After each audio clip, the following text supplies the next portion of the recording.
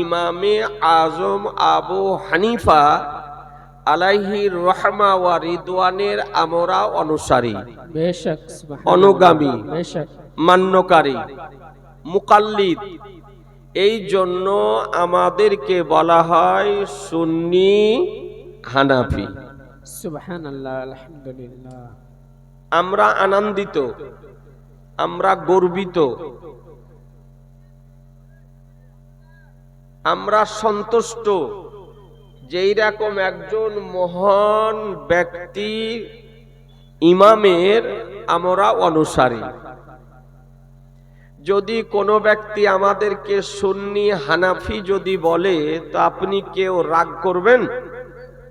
না, হ্যাঁ, না। কথা বলছেন না যে?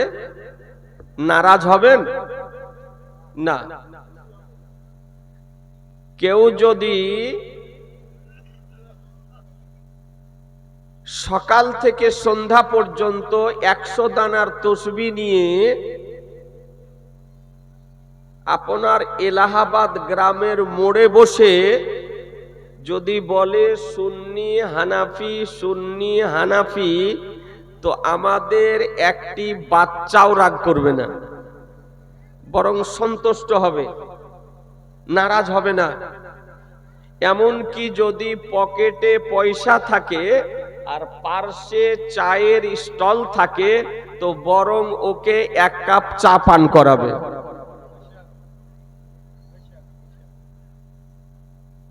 কিন্তু ব্রাদারান ইসলাম, যারা এই 4 মাযহাব থেকে বেরিয়ে গিয়ে নতুনত্ব মতবাদ গ্রহণ করে নতুনত্ব দলে, নতুনত্ব নামে আত্মপ্রকাশ করেছে, সেই সমস্ত দলগুলির নাম উচ্চারণ করা তারা বরদাস্ত করতে পারে না। সুবহানাল্লাহ। তাদের নামটি উচ্চারণ করলে তারা, তাদের শরীরে মনে হয় যে আগুন লেগে গেল, জ্বালা শুরু হয় কেবলমাত্র নামটি উচ্চারণ করলে। যদি নাম বলাটা সহ্য করতে না পারে, নাম বলাটাকে গালি মনে করে, তো জেনে নিতে হবে যে মালটিতে ভেজাল আছে। নাকি বলছেন? মালটিতে ভেজাল আছে, এই জন্য নাম বলাটি সহ্য করতে পারে না। ব্রাদারান ইসলাম, পৃথিবীর বুকে যেমন একটি হলো ধর্ম, তার নাম হলো ইসলাম। সুবহানাল্লাহ। মহান রব্বুল আলামিনের প্রদানকৃত, নির্বাচিত, মনোনীত, পছন্দনীয়, প্রেরণকৃত একটি ধর্ম, তার নাম হলো ইসলাম। বাকি যে ধর্মগুলির নাম শুনছেন, এই সমস্ত ধর্মগুলির আবিষ্কারক হলো মানব। মানবের সৃষ্টি। আর আল্লাহর প্রদানকৃত ধর্ম একটি, তার নাম জোরে বলেন না, তার নাম ইসলাম। আল্লাহ তাআলা বলেন, ইন্নাদ দীনা ইনদাল্লাহিল ইসলাম। আর পৃথিবীর বুকে যত রকমের দলের নাম শুনছেন, এর মধ্যে একটি দল হলো মুক্তিপ্রাপ্ত দল, নাজাত প্রাপ্ত দল, জান্নাতি দল, সঠিক দল, তারই নাম হলো আহলুস সুন্নাত ওয়াল জামাত। সুবহানাল্লাহ। একটি দল হলো জান্নাতি। মনোযোগ সহকারে একটু বোঝার চেষ্টা করিয়েন। মিশকাত শরীফের 30 পৃষ্ঠায় ভারতীয় প্রিন্টের যে হাদিস শরীফ বর্ণিত হয়েছে, এই হাদিস শরীফের ব্যাখ্যায় মুল্লা আলী কারি রহমাতুল্লাহ আলাই তার ব্যাখ্যা গ্রন্থ মিরকাতুল মাফাতি তার প্রথম খণ্ডের মধ্যে তিনি বর্ণনা করেন, জাল ফিরকাতুন নাজিয়াতু হুম আহলুস সুন্নাহ, মুক্তিপ্রাপ্ত দল, জান্নাতি দল, নাজাতপ্রাপ্ত দল একটি, তার নাম হলো আহলুস সুন্নাহ ওয়াল জামাত। আমি কোরআন শরীফ প্রথম পারার প্রথম সূরার মধ্যস্থল হতে একটি আয়াতে কারিমা পাঠ করেছি, যে সূরাটির নাম হলো সূরাতুল ফাতিহা, যাকে উম্মুল কুরআনও বলা হয়। একাধিক তার নাম বর্ণিত হয়েছে তাফসিরের মধ্যে। যে সূরাটি আপনাদের আমাদের অনেকেরই মুখস্থ আছে, পুরুষ ও নারী প্রায় লোকেরই মুখস্থ, আমরা নামাজে পড়ি, কিন্তু এর বাংলা অনুবাদ সম্পর্কে আমরা অনেকেই অবগত নই আর জানারও চেষ্টা করি না। তো রব্বুল আলামিন বলেন,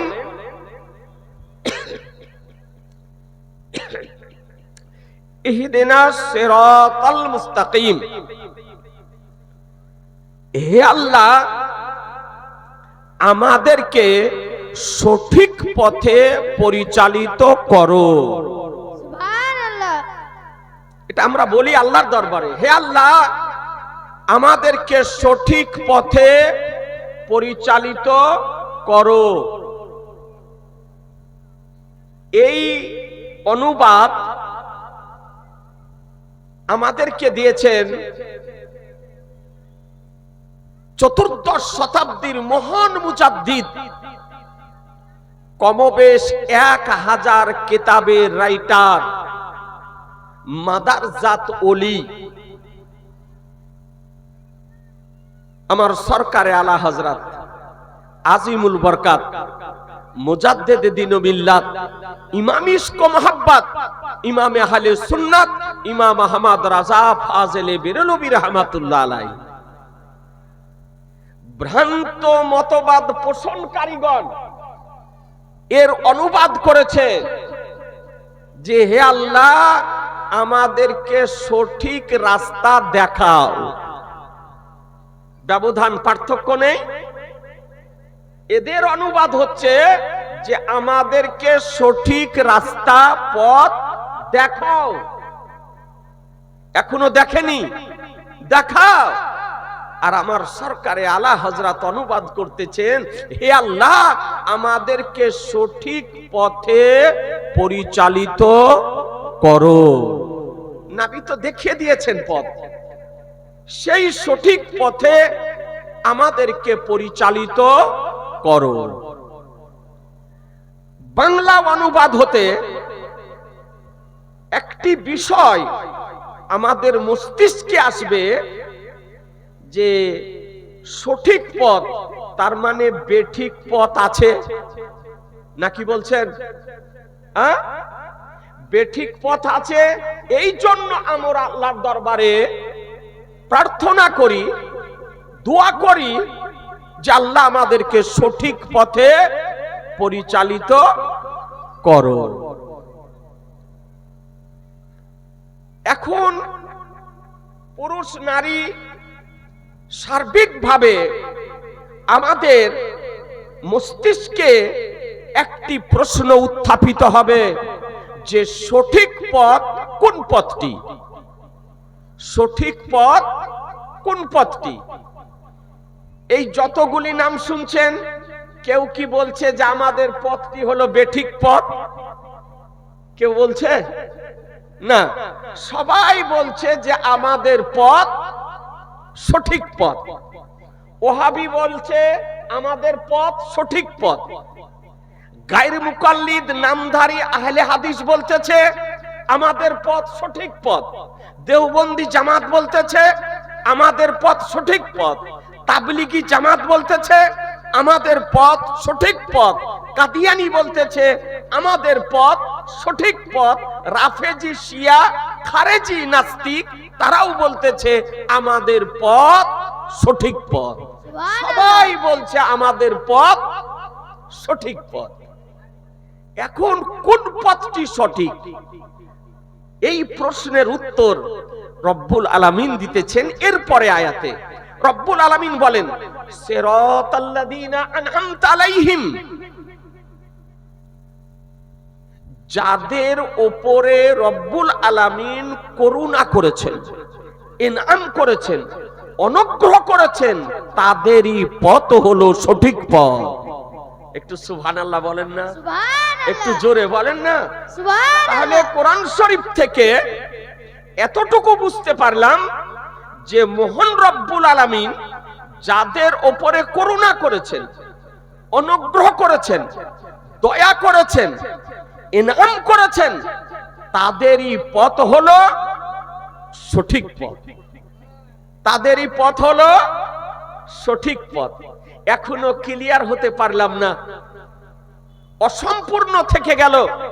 জানতে ইচ্ছা করবে যে আল্লাহ তুমি কাদের উপরে করুণা করেছো, কাদের উপরে দয়া করেছো, কাদের উপরে অনুগ্রহ করেছো, কাদের উপরে ইনাম করেছো। তো এই প্রশ্নের উত্তর মহান রব্বুল আলামিন কোরআন মাজিদের অন্যত্রে দিতেছেন আল্লাযীনা আনআমাল্লাহু আলাইহিম মিনান নাবিয়্যিনা ওয়াস সিদ্দিকিনা ওয়াস শুহাদাই ওয়াস সালিহিন। আল্লাহ তাআলা যাদের উপরে করুণা করেছেন তারা হলেন নবীগণ, তারা হলেন সিদ্দিকগণ, তারা হলেন শহীদগণ, তারা হলেন সালেহীনগণ। কোরআন শরীফ থেকে সুস্পষ্টভাবে দিবালোকের ন্যায় প্রমাণিত হলো যে আল্লাহ তাআলা চার শ্রেণীর ব্যক্তিদের উপরে করুণা করেছেন মুসলমান। সুবহানাল্লাহ। তাহলে এই চার শ্রেণী, প্রথম শ্রেণী নবীগণ, দ্বিতীয় সিদ্দিকগণ, তৃতীয় শহীদগণ, চতুর্থ সালেহীনগণ, সাদেকীনগণ। এই চার শ্রেণীর ব্যক্তিদের উপরে আল্লাহ করুণা করেছেন। মনে থাকবে না? জি মনে থাকবে। চার শ্রেণীর ব্যক্তিদের উপরে আল্লাহ করুণা করেছেন। আজিজানে মোহতারাম, তাহলে বোঝা গেল যে এই চার শ্রেণীর ব্যক্তিগণ হলেন আল্লাহর ইনআমকৃত অনুগ্রহপ্রাপ্ত ব্যক্তি, আর তাদেরই পথ হলো সঠিক পথ। আর সেই পথে পরিচালিত হওয়ার জন্য মহান আল্লাহর দরবারে আমরা প্রার্থনা করে থাকি মুসলমান, আমরা দোয়া করে থাকি, আল্লাহ আমাদেরকে সঠিক পথে পরিচালিত করো। একটু যদি পরিষ্কার করে আপনাদের সামনে বলি তবে বুঝতে সুবিধা হবে যে আজকে আমার আনিসে বেকাসা সৈয়দে কাউন বাকা বেকাসুকে কাস বেসাহারুকে সাহারা বেচারুকে চারা গরিবুকে হামি ইয়াতুমিকে ওয়ালি শাফিউল মুজনাবিন রাহমাতুল লিল আলামিনের দেখানো পথ হলো সঠিক পথ। ইসলাম জগতের প্রথম খলিফা আমিরুল মুমিনিন হযরত আবু বকর সিদ্দিক রাদিয়াল্লাহু তাআলা আনহুর পথ হলো সঠিক পথ। ইসলাম জগতের দ্বিতীয় খলিফা আমিরুল মুমিনিন হযরত উমর ফারুক রাদিয়াল্লাহু তাআলা আনহুর পথ সঠিক পথ। ইসলাম জগতের তৃতীয় খলিফা আমিরুল মুমিনিন হযরত উসমান গনি রাদিয়াল্লাহু তাআলা আনহুর পথ সঠিক পথ। ইসলাম জগতের চতুর্থ খলিফা আমিরুল মুমিনিন হযরত আলী মুর্তজা রাদিয়াল্লাহু তাআলা আনহুর পথ সঠিক পথ।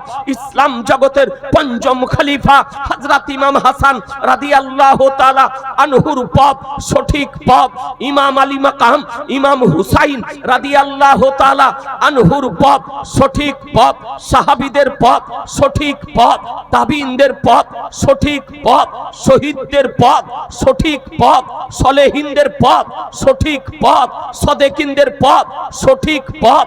আউলিয়াদের পথ সঠিক পথ, ইমামে আজম আবু হানিফার পথ সঠিক পথ, ইমামে শাফির পথ সঠিক পথ, ইমামে মালিকের পথ সঠিক পথ, ইমাম আহমদ ইবনে হাম্বলের পথ সঠিক পথ। আসুন আজি জানে মোহতারাম, আমার পিরানে পীর দস্তগীর মাহবুবে সুবহানি গাউসে সামদানি কুতবে রব্বানি মহিউদ্দিন আব্দুল কাদের জেলানি ও গেলানি আলাইহির রহমানি রিদওয়ানের পথ সঠিক পথ, খাজা গরিবে নওয়াজ সুলতানুল হিন্দ মাইনুল হক আদ্দিন আজমিরি ও সঞ্জারি আলাইহির রহমানি রিদওয়ানের পথ সঠিক পথ, ইমামে রব্বানি মুজাদ্দিদ আল ফিসানি শেখ আহমদ সারহিন্দি ফারুকি রাদিয়াল্লাহু তাআলার পথ সঠিক পথ। আমার সরকার আলা হযরত আজিমুল বরকাত ইমাম ইশক ও মোহাব্বত ইমাম আহলে সুন্নাত শাইখুল ইসলাম আল মুসলিমিন হুজ্জাতুল্লাহ ফিল দ্বীন আয়াতুম মিন আয়াতিল্লাহ মুজিজাতুম মিন মুজিজাতির রাসূল ইমাম আহলে সুন্নাত ইমাম আহমদ রাজার পথ সঠিক পথ।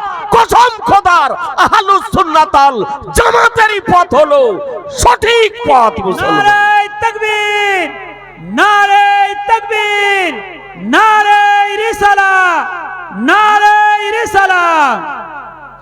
সেই পথে পরিচালিত হওয়ার জন্য মহান আল্লাহর দরবারে দোয়া করে থাকি, ইহদিনাস সিরাতাল মুস্তাকিম, হে আল্লাহ আমাদেরকে সঠিক পথে পরিচালিত করো।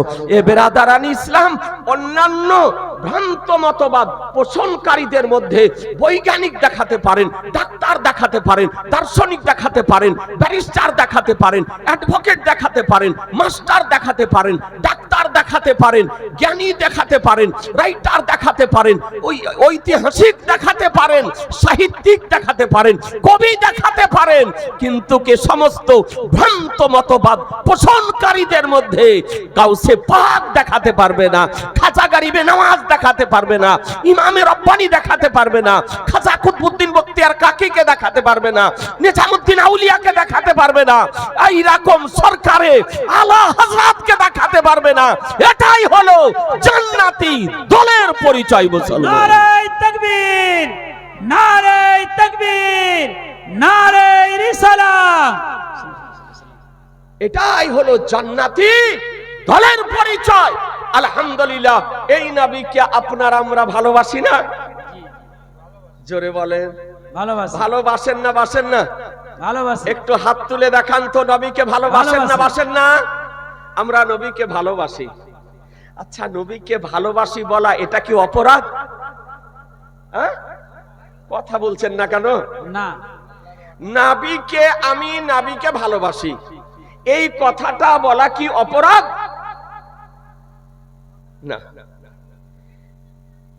আমি বাংলাতে বললাম আমি নবীকে ভালোবাসি, এই কথাটাই যদি আমি ইংরেজিতে বলি আই লাভ মুহাম্মদ সাল্লাল্লাহু আলাইহি সাল্লাম, আমি মুহাম্মদ সাল্লাল্লাহু আলাইহি সাল্লামকে ভালোবাসি, অপরাধ হবে? জি, না, রাষ্ট্রবিরোধী কথা বলা হবে? না, কোন ধর্মের বিরুদ্ধে কথা বলা হবে? না। জি না।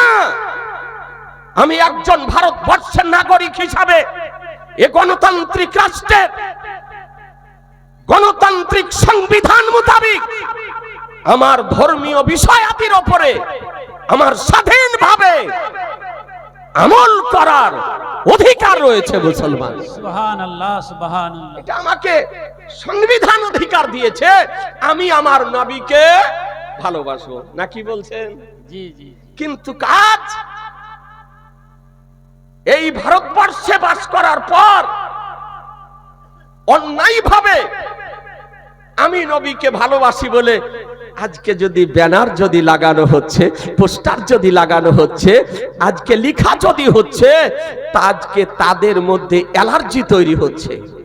আজ গোটা ভারতবর্ষে শতাধিক ব্যক্তিকে, সহস্রাধিক ব্যক্তিকে এই অন্যায়ের প্রতিবাদ করার জন্য গ্রেফতার করে জেলে ভরে রাখা হয়েছে। মুসলমান, কি আই লাভ মুহাম্মদ সাল্লাল্লাহু তাআলা আলাইহি ওয়াসাল্লাম বলার অপরাধে, আজ লিখার অপরাধে, আজ তার জন্য তাদের বিরুদ্ধে মিথ্যা মামলা করা হচ্ছে, মিথ্যা এফআইআর করা হচ্ছে, মিথ্যা আজকে তাদের উপরে দোষারোপ করা হচ্ছে।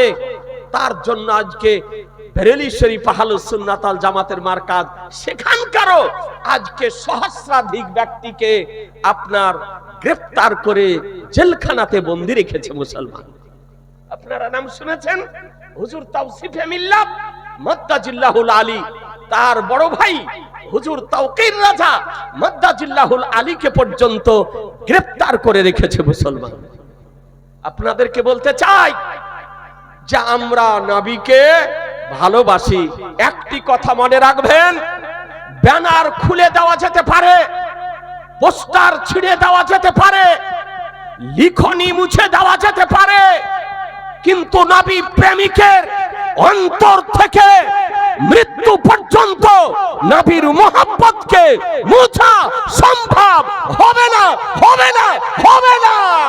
না, নারায়ে তাকবীর, নারায়ে তাকবীর, নারায়ে রিসালাত, নারায়ে রিসালাত। ইয়া রাসূলুল্লাহ, মাসলাকে আচ্ছা, আলা সাহেব, হযরত, আমরা নবীকে ভালোবাসি। হাদিস শরীফ উঠিয়ে দেখুন, আল্লাহ নবী সাল্লাল্লাহু তাআলা সাল্লাম বলেছেন, লা ইউমিনু আহাদুকুম হাত্তা আকুন্না হাব্বা ইলাইহি মি ওয়ালিদিহি ওয়া ওয়ালাদিহি ওয়ান নাসি আজমাইন।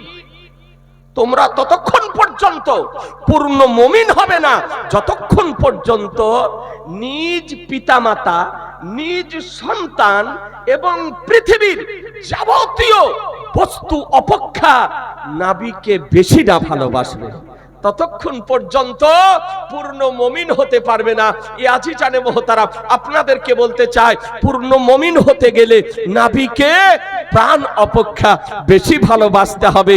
এটাই তো হলো মুমিনের চিহ্ন, এটাই তো হলো সত্যি জামাতের চিহ্ন। আল্লাহর নবী জানিয়ে দিয়েছেন। এই কথা আল্লাহর নবী বলেননি যে বিবিকে ভালোবেসো না, সন্তানকে ভালোবেসো না, বাবা মাকে ভালোবেসো না, আজকে আত্মীয় স্বজনকে ভালোবেসো না, ধন সম্পদকে ভালোবেসো না, এটা আল্লাহর নবী বলেননি। আল্লাহ নবী বলেছেন ভালোবাসো, কিন্তু পিতা মহব্বত অপেক্ষা যেন নবীর মহব্বত বেশি হয়, মায়ের মহব্বত অপেক্ষা নবীর মহব্বত যেন বেশি হয়, সন্তানের মহব্বত অপেক্ষা নবীর মহব্বত যেন বেশি হয়। আজকে ধন সম্পদের মহব্বত অপেক্ষা নবীর মহব্বত যেন বেশি হয়, বিবির মহব্বত অপেক্ষা নবীর মহব্বত যেন বেশি হয়, নিজের প্রাণ অপেক্ষা নবীর মহব্বত যেন বেশি হয়। এ বেরাদার, এ মুমিন নিজের প্রাণ অপেক্ষা নবীকে বেশি ভালোবাসে। আপনি জানেন ইসলাম জগতের চতুর্থ খলিফা আমিরুল মুমিনিন হযরত আলী মুর্তজা শেরে খোদা, মুশকিলে কুশা, হায়দারে কাররার, ফতিহে খাইবার, সাহেবে জুলফিকার আলী মুর্তজা রাদিয়াল্লাহু তাআলা আনহু, তিনাকে জিজ্ঞাসা করা হলো, বলে আলী নবীকে কেমন ভালোবাসো, নবীকে কেমন ভালোবাসো?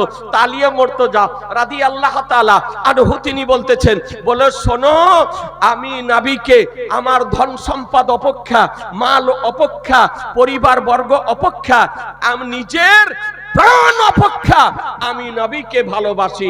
এমন কি পিপাসিত, চরম পিপাসিত অবস্থায়, কঠিন পিপাসিত অবস্থায় ঠান্ডা পানি একজন পিপাসিত ব্যক্তির নিকটে যত প্রিয়, তার চেয়ে বেশি প্রিয় আমার নিকটে আমার নবী। সুবহানাল্লাহ, সুবহানাল্লাহ। এ বেরাদার, একজন পিপাসিত ব্যক্তির নিকটে ঠান্ডা পানি কতটা প্রিয় হয়, এটা আপনারা আমরা রমজান মাসে উপলব্ধি করতে পারি, অনুধাবন করতে পারি। তো আমার আলী মুর্তজা বলেন যে ওই পিপাসিত ব্যক্তির নিকটে ঠান্ডা পানি যা প্রিয়, তা অপেক্ষা আমার নবী হলো আমার নিকটে প্রিয়। সুবহানাল্লাহ। যে আলী মুর্তজা রাদিয়াল্লাহু তাআলা আনহু নবীর সম্মান কেমন করতেন, নবীকে ভালো কেমন বাসতেন, যে আলী যে চোখ দিয়ে আমার নবীকে দেখেছেন, আলী মুর্তজা সেই চোখ দিয়ে কোনদিন গুপ্ত অঙ্গের দিকে তাকিয়ে দেখেননি, যেই চোখ দিয়ে আমার রাসূলুল্লাহকে দেখেছি। সুবহানাল্লাহ, এর সুবহানাল্লাহ। নাম হলো মোহাব্বত, এর নাম হলো প্রেম। এ বেরাদার, যে আলী মায়ের পেট থেকে ভূমিষ্ঠ হওয়ার পর সর্বপ্রথম যে চোখ দিয়ে আমার নবীকে দেখেছিলেন, নবী যাওয়ার পূর্বে আলী চক্ষুকে বন্ধ রেখেছিলেন, মা চেষ্টা করতেছিলেন আলী একবার যদি চোখ যদি খুলে প্রাণ ভরে ছেলেকে দেখবো, ছেলে আমাকে দেখবে, কিন্তু মা আজকে চেষ্টা করার পরও আলী মুর্তজার চক্ষু খুলতে পারেনি, চক্ষু বন্ধ করেছিলেন। এইদিকে আমার আলিমে মাকানা ওমাইয়াকুনের সংবাদদাতা পয়গম্বর, যে পয়গম্বর জমিনের উপরে দাঁড়িয়ে জমিনের ভিতরকে দেখতে পান, যে পয়গম্বর মক্কার ধরতি থেকে আরশে ইলাহি দর্শন করেন, ও নবী পাক সাহেবে লাউলাক দেখতেছেন যে আলী মায়ের কোলে চলে এসেছে। সুবহান আল্লাহ, সুবহান আলী, জোরে বলেন না সুবহান আল্লাহ।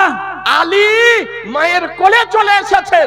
তাই আমার নবী আলীকে দেখার জন্য আসছেন, আলীকে দেখার জন্য আসছেন। এবার আদার ইসলাম মা বাচ্চাকে নিয়ে ডুকরে ডুকরে কাঁদছে। বাচ্চার হাত ভালো, বাচ্চার পা ভালো, বাচ্চার চেহারা ভালো, বাচ্চার মস্তক ভালো, বাচ্চার বডি ভালো, বাচ্চার সব ভালো, কিন্তু বাচ্চা জন্ম অন্ধ, চোখ খুলে না। আমার দয়ার নবী, মায়ার নবী, রহমতের নবী, আলিমে মাকানা ওমাইয়াকুনের সংবাদদাতা নবী, নবী আমার বলেন, চাচি দাও, তোমার ছেলেকে দেখার জন্য এসেছি, দাও তোমার ছেলেকে দাও। আপনার ফাতেমা বিনতে আসাদ, অর্থাৎ আলিয়ে মুর্তজা রাদিয়াল্লাহু তাআলার মা জননীর নাম হলো ফাতেমা বিনতে আসাদ, আসাদের বেটি ফাতেমা। বাচ্চাকে কোলে দিয়ে দিলেন। আমার সবেমাত্র প্রসবিত বাচ্চা, ভূমিষ্ঠ হওয়া বাচ্চা আজকে নবীর কোলে গিয়েছে। আমার নবী আলীকে দেখতেছেন, আমার নবী আলীকে দেখতেছেন, আর আলী নবীকে দেখতেছেন। সুবহানাল্লাহ, সুবহানাল্লাহ। একটু জোরে, আর একটু জোরে। সুবহানাল্লাহ, সুবহানাল্লাহ। মা ডুকরে ডুকরে কাঁদছেন, ডুকরে ডুকরে কাঁদছেন, এত কান্না কেঁদেছেন যে চোখের জল শুকিয়ে গিয়েছে। তো রহমতুল লিল আলামিন নবী আমার বলেন, এ চাচি ফাতেমা বিনতে আসাদ, কাঁদছো কেন? পুত্র সন্তান প্রসবিত হয়েছে, আজকে আনন্দিত হওয়ার কথা, কিন্তু দুঃখিত কেন, কান্না কেন করছো? তো বলে, দেখুন বাচ্চার সব ভালো, কিন্তু বাচ্চা আমার জন্ম অন্ধ, জন্মের পর একবার চোখ খুলেনি, এই জন্য কাঁদতেছি। যা কারণ দৃষ্টিহীন বাচ্চার লাইফের কোনো মূল্য নেই, আজকে মূল্যহীন লাইফ, এই জন্য কান্না করতেছি। তো বলে, চাচি কে বললে তোমার বাচ্চা জন্ম অন্ধ? কে বললে তোমার বাচ্চার দৃষ্টিহীন? আলী তো এমন চোখ খুলেছে যার চোখের পাতাই বন্ধ করে। সুবহানাল্লাহ, সুবহানাল্লাহ। চোখের পাতা বন্ধ করে না, দ্রুত গতিতে মা আসার পর দেখতেছেন, আমার নবীর কোলে আলী, আলী নবীকে দেখতেছেন, নবী আলীকে দেখতেছেন, নবী আলীকে দেখতেছেন, আলী নবীকে দেখতেছেন। চোখের পাতা বন্ধ হয় না। এই আলী মুর্তজা যে মায়ের পেট থেকে আমার রাসূলুল্লাহকে চিনতেন, আর চোখ পৃথিবীতে আসার পর যে দৃষ্টি দিয়ে নবীকে দেখেছেন, কসম খোদার জীবনে কোনোদিন সেই চোখ দিয়ে গুপ্ত অঙ্গ দেখেন দিব। সুবহানাল্লাহ, সুবহানাল্লাহ। তার নাম হলো শেরে খোদা, তার নাম হলো শেরে খোদা আলী মুর্তজা রাদিয়াল্লাহু তাআলা আনহু। এই আলী আমার সরকারে আলা হযরত বলেন 8 বছর বয়সে ইসলাম ধর্ম গ্রহণ করেছিলেন। কোনদিন কুফর করেননি, কোনদিন শিরক করেননি, কোনদিন কোন প্রতিমার নিকটে, আপনার মূর্তির নিকটে উপস্থিত হননি। 8 বছর বয়সে ইসলাম ধর্ম গ্রহণ করেছিলেন। এ বেরাদার ইসলাম, এই আলী বড় হয়েছে। তো হঠাৎ একদিন আমার দয়ার নবী আলীকে জিজ্ঞাসা করতেছেন, বলে, আলী তোমাকে একটা কথা জিজ্ঞাসা করি। বলে, কি ইয়া রাসূলুল্লাহ? বলে, শিশু অবস্থার কথা তোমার কি মনে আছে? বলে, কি ইয়া রাসূলুল্লাহ? বলে, জন্মের পর তুমি চোখ বন্ধ করেছিলে, আর আমি যাওয়ার পর চোখ খুলেছিলে, তার কারণ কি? আমি যাওয়ার পর চোখ খুলেছিলে, তার কারণ কি? আলী মুর্তজা রাদিয়াল্লাহু তাআলা আনহু বলতেছেন, ইয়া রাসূলুল্লাহ, মায়ের পেটে অবস্থান কালে কসম করেছিলাম, বলে, আল্লাহ পৃথিবীতে যদি যায় নবীকে আগে দেখবো, মাকে পরে দেখবো, নবীকে আগে দেখবো, পিতাকে পরে দেখবো, নবীকে আগে দেখবো, চাচাকে পরে দেখবো, নবীকে আগে দেখবো, কাবাকে পরে দেখবো, নবীকে আগে দেখবো, জান্নাতি পাথরকে পরে দেখবো, নবীকে আগে দেখবো, জগৎকে পরে দেখবো। এই জন্য চক্ষু বন্ধ করে মায়ের কোলে এসেছিলাম। সুবহানাল্লাহ, সুবহানাল্লাহ। এর নাম হলো মোহাব্বত, এর নাম হলো মোহাব্বত। আজি জানে মোহতারাম, যদি নবীর সঙ্গে মোহাব্বত থাকে তো ইসলামিক প্রত্যেকটি বিষয়ের সঙ্গে আপনার মোহাব্বত থাকবে না। কি বলছেন? থাকবে না? নবীর সঙ্গে যদি মোহাব্বত হয় তো ইসলামিক সমস্ত বিষয়াদির সঙ্গে আপনার সম্পর্ক হবে। আর নবীর সঙ্গে যদি সম্পর্ক না থাকে, তার যদি কাটা থাকে, তো আপনার সব বাদ। একটা আপনাকে রিওয়ায়াত শুনাই, হাদিস শরীফ শুনাই। হাদিসটি মিশকাত শরীফের প্রথম খণ্ডের ভারতীয় প্রিন্ট 244 পৃষ্ঠায় বর্ণিত হয়েছে, ভারতীয় প্রিন্ট। এবং হাদিসটি একাধিক মুহাদ্দিসগণ নিজ নিজ হাদিস গ্রন্থে আনয়ন করেছেন। রাবী বর্ণনাকারী বলেন, মনোযোগ সহকারে একটু বোঝার চেষ্টা করুন। রাবী বলেন যে আমার নবী পাক সাহেবে লাউলাক সাল্লাল্লাহু তাআলা সাল্লাম 6 হিজরিতে, কত হিজরি বললাম? 6 হিজরিতে বেশ কিছু সাহাবাই কিরামের একটি জামাত তৈরি করে মুহাম্মদ ইবনে মুসলিম রাদিয়াল্লাহু তাআলা আনহুকে দায়িত্ব দিয়ে সিপা সালার করে কমান্ডার তৈরি করে নাজদের ইয়ামামার দিকে প্রেরণ করলেন। নাজদের ইয়ামামা, নাজদ কোথায়, কোন রাষ্ট্রে জানেন? নাজদ শহরটি কোন রাষ্ট্রে জানেন না? নাজদটি হচ্ছে সৌদি আরবের রাজধানী। সৌদি আরবের রাজধানী, আরবিতে নাম হলো নাজদ, বর্তমান ইংরেজিতে নাম রেখেছে রিয়াদ। এখন যে ইংরেজিতে নাম সৌদি আরবের রাজধানী রিয়াদ, এই রিয়াদের নাম হলো নাজদ। নাজদের দিকে প্রেরণ করলেন আমার দয়ার নবী, মায়ার নবী 6 হিজরিতে। সাহাবাই কিরামগণ নাজদের ইয়ামামা নামক শহরে গিয়ে উপস্থিত হলেন। আর ওই ইয়ামামা শহরে একজন কট্টর নবী বিরোধী ছিল, নবী বিদ্বেষী ছিল, কাফির ছিল। তার নাম হলো সুমামা বিন উসাল। কি নাম বললাম? একটু কথা বলেন না। সুমামা বিন উসাল এ একজন ধনাঢ্য ব্যক্তি ছিল, ধনশালী ব্যক্তি ছিল, সমাজে তার আধিপত্য ছিল, প্রভাবশালী ব্যক্তি ছিল। সে সমাজে যা বলতো মানুষ নির্বিঘ্নে তার কথা মেনে নিত, তার কোনো কথার প্রতিবাদ কেউ করতে পারত না। তো এইরকম কাফের ছিল। মানুষদেরকে একত্রিত করে বলতো যে শোনো, আমি জীবনে 3টা জিনিস অপছন্দ করি। মানুষদেরকে ডাকতো, ডেকে বলতো যে আমি 3টি জিনিসকে অপছন্দ করি, ঘৃণা করি। বলে কি?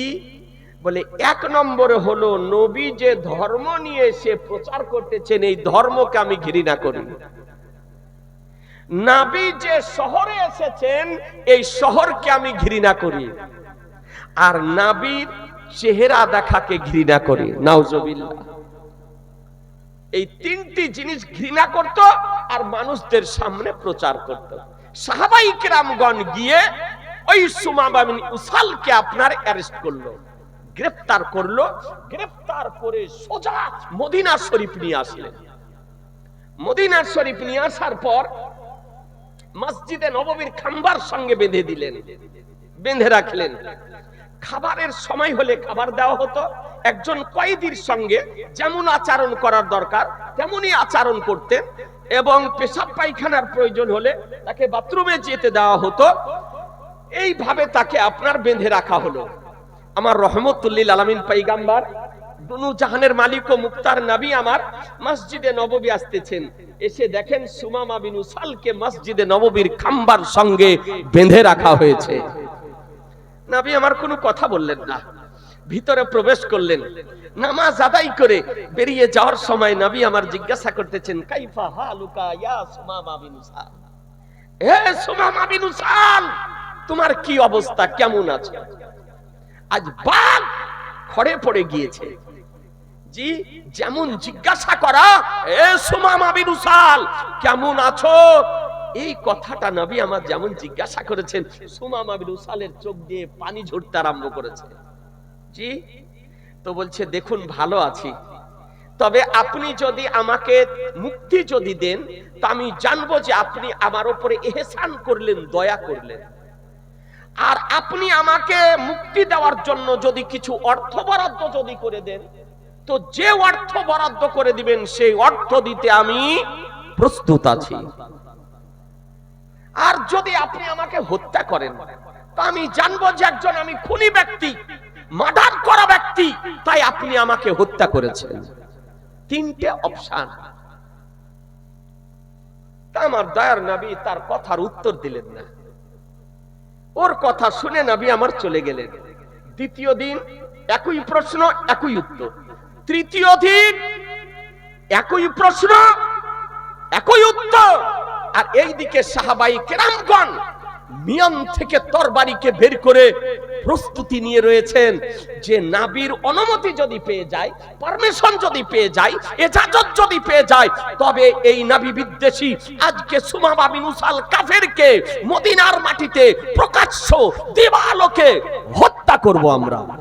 তাকে হত্যা করার মানুষে তরবারি বের করে মিয়ান থেকে প্রস্তুতি নিয়ে রয়েছে। আমার তৃতীয় দিন দয়ার নবী বলেন, এ সাহাবীগণ, আতলিকুস সুমামা, আতলিকুস সুমামা। এ সাহাবীগণ, সুমামা বিন উসালকে ছেড়ে দাও, মুক্তি দিয়ে দাও। সুমামা বিন উসালকে ছেড়ে দাও। আচ্ছা বলেন, এত বড় দুশমন, জানি দুশমন, প্রাণের দুশমন, যে নবীর চেহারাকে ঘৃণা করে, যে নবীর আগমনের শহরকে ঘৃণা করে, যে আল্লাহর প্রদানকৃত ধর্মকে ঘৃণা করে, কত বড় দুশমন হবে? অথচ নবী আমার বলছেন ছেড়ে দাও, আতলিকু সুমামা, সুমামা বিন উসালকে ছেড়ে দাও। আচ্ছা বলেন, সাহাবাই কিরাম যারা উপস্থিত ছিলেন তাদের মানসিক ভাবে একটু কষ্ট হবে না? হবে না? কথা বলছেন না, হবে না? কারণ নাবি বিরোধী, নাবির দুশমন, নাবির শত্রু ইয়ামামা তাকে অ্যারেস্ট করে নিয়ে আসা হয়েছে, গ্রেফতার করে নিয়ে আসা হয়েছে। আর তাকে হত্যা করার জন্য তারা মানসিক ভাবে প্রস্তুতি নিয়ে ফেলিয়েছেন। আর এহেন অবস্থাতে আমার নবী বলছেন ছেড়ে দাও। নবীর নির্দেশ সাহাবাই কিরামগণ মানতে বাধ্য। সাহাবাই কিরামগণ জাগতিক দৃষ্টিতে, বাহ্যিক দৃষ্টিতে সুমামা বিন উসালকে দেখতেছে, কিন্তু আমার রাসূলুল্লাহ নবুয়তের দৃষ্টিতে সুমামা বিন উসালের ভবিষ্যৎকে দেখতেছেন। মুসলমান, সুমামা বিন উসালের ভবিষ্যৎকে দেখতেছেন। নবী যেমন আমার বললেন ছেড়ে দাও, সুমামা বিন উসালকে ছেড়ে দাও। সুমামা বিন উসালকে ছেড়ে দেওয়া হলো। যখন ছেড়ে দেওয়া হলো, সুমামা বিন উসাল সেখান থেকে কিছু দূর গিয়ে দেখতেছে একটা পুকুর। পুকুরে নেমে গেলেন, গোসল করলেন। গোসল করে পোশাক পরিধান করে স্বেচ্ছায় আমার নবীর নিকটে ফিরে আসতেছেন। একটু সুবহানাল্লাহ বলেন, জোরে বলেন না সুবহানাল্লাহ। সাহাবাই কিরামদেরকে নিয়ে নবী আমার কথা বলতেছেন। এ বেরাদারান ইসলাম, আপনাদেরকে বলতে চাই, আজকে সুমামা বিন উসালকে ইয়ামামা থেকে অ্যারেস্ট করে গ্রেফতার করে নিয়ে আসতে হয়েছে। আর আজ সুমামা বিন উসাল নিজেই আমার নবীর নিকটে হাজির হতেছে। সাহাবাই কিরামগণ উপস্থিত রয়েছেন নবীর নিকটে। আসার পর বলেন, ইয়া রাসূলুল্লাহ, আজকে আপনি আমাকে কালেমা পড়িয়ে মুসলমান বানিয়ে দিন।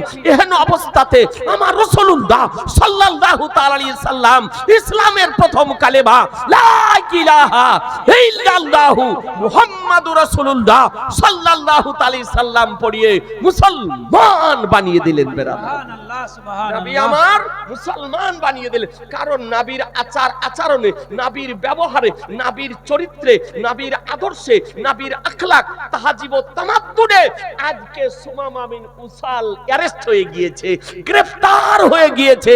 আজকে কালেমা পড়ে নিলেন, মুসলমান হলেন, সাহাবী হলেন, নবীকে দেখতেছেন। আজকে বলেন, ইয়া রাসূলুল্লাহ, আজকে কুফর অবস্থায় আমি তিনটি জিনিসকে ঘৃণা করতাম। আল্লাহর যে ধর্ম আপনি নিয়ে এসেছেন, এই ইসলাম ধর্মকে ঘৃণা করতাম।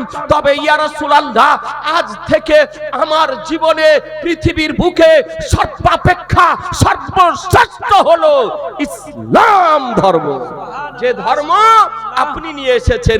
এ বেরাদারান ইসলাম, আজকে সুমামা বিন উসাল আজকে মেসেজ দিতেছেন, পয়গাম দিতেছেন, বার্তা দিতেছেন, বলে ইয়া রাসূলুল্লাহ আপনি যে শহরে এসেছেন, আজকে পৃথিবীর মধ্যে সমস্ত শহরের মধ্যে সর্বশ্রেষ্ঠ সর্বাপেক্ষা শহর হলো আপনার আগমনের শহর আমার নিকটে। এ বেরাদার আপনি কি জানেন যে শহরের কসম রব্বুল আলামিন করেছেন কোরআন শরীফের মধ্যে? এ বেরাদার কোরআন শরীফ উঠিয়ে দেখুন, রব্বুল আলামিন বলেন লা উকসিমু বিহাযাল বালাদ, আমি আল্লাহ এই শহরের কসম করে বলতেছি।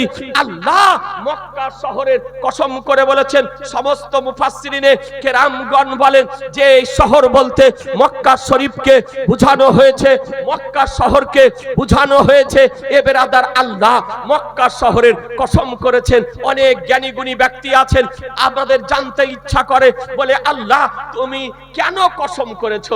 কারণটা কি? মক্কা শহরে কাবা আছে বলে মক্কার কসম করেছো, মক্কা শহরে হাজরে আসওয়াদ পাথর আছে বলে কসম করেছো, মক্কা শহরে আজ কাবে জমজম আছে বলে কসম করেছো, মক্কা শহরে মাকামে ইব্রাহিম আছে বলে কসম করেছো, মক্কা শহরে মিনার প্রান্তর আছে বলে কসম করেছো, মক্কা শহরে সাফা মারওয়া পাহাড় আছে বলে কসম করেছো, মক্কাতে আজকে মুজদালিফা আছে বলে কসম করেছো, মক্কাতে আজকে আরফাতের ময়দান আছে বলে কসম করেছো, মক্কাতে জাবালে রহমত আছে বলে কসম করেছো।